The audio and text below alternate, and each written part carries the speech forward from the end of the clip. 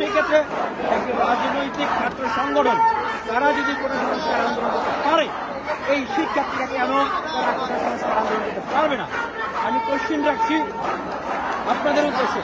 আপনারা সারা বাংলাদেশের মানুষ সাক্ষী, একটি ছাত্র বা ছাত্রী কেউ আপনারা দেখেছেন যে এই মিছিল থেকে কোনো বাসে একটি ঢিল মারতে, এই মিছিল থেকে পুলিশের গায়ে নিচ থেকে আগেই তারা কোনো ধরনের আক্রমণ করতে, কারো জানমাল নষ্ট করতে, কোথাও আগুন দিতে রাখেন নাই। তাহলে আমি মনে করি বাংলাদেশের যে সংবিধান রয়েছে সেই সংবিধান অনুযায়ী নিরস্ত্রভাবে এই দেশের মানুষের সভা সমাবেশ এবং সমবেত হওয়ার যে অধিকার, সেই অধিকারকে কাজে লাগিয়ে, সেই অধিকারকে চর্চা করেই এই শিক্ষার্থীরা সারা বাংলাদেশে তারা জমায়েত হচ্ছেন।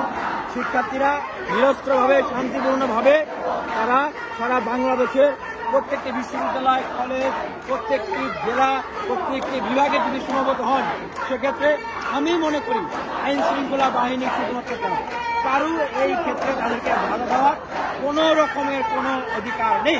সেটি যদি করা হয় তাহলে এই দেশের মানুষকে তাদের যে সাংবিধানিক অধিকার সেটি থেকে বঞ্চিত করা হবে।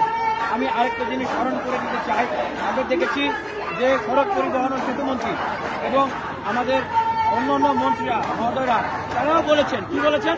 তারা বলেছেন যে এই যে দেখুন বাংলাদেশের শিক্ষার্থীরা আন্দোলন করছে, বাংলাদেশে তো গণতান্ত্রিক আন্দোলন সংগ্রাম হয়, এটি বলেছেন না? তারা বলেছেন তো।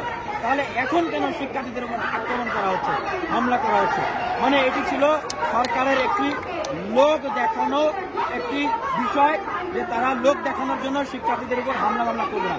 কিন্তু এখন শিক্ষার্থীরা তাদের জায়গায় যখন সচেতন হয়ে যাচ্ছেন, শিক্ষার্থীরা যখন দাবি আদায় না করে ঘরে ফিরবেন না, ছেলে ঘুরানো কাজ দিয়ে তাদেরকে আর মানানো যাচ্ছে না, তখন আবার শিক্ষার্থীদের উপর হামলা করা হচ্ছে।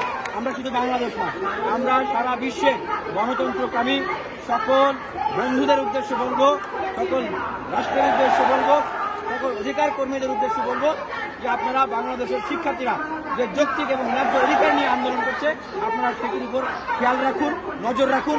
2018 সালে যখন আন্দোলন হয়েছিল অনেক শিক্ষার্থীদের উপর হামলা করা হয়েছে, অনেক শিক্ষার্থীদের নামে মামলা করা হয়েছে, যেই মামলাগুলো আমরা আজও বয়ে বেড়াচ্ছি, যেই হামলার যে আমাদের ক্ষতি, আমাদের শরীরের যে আঘাত, সেই আঘাতগুলো কিন্তু আমরা এখনো বয়ে বেড়াচ্ছি।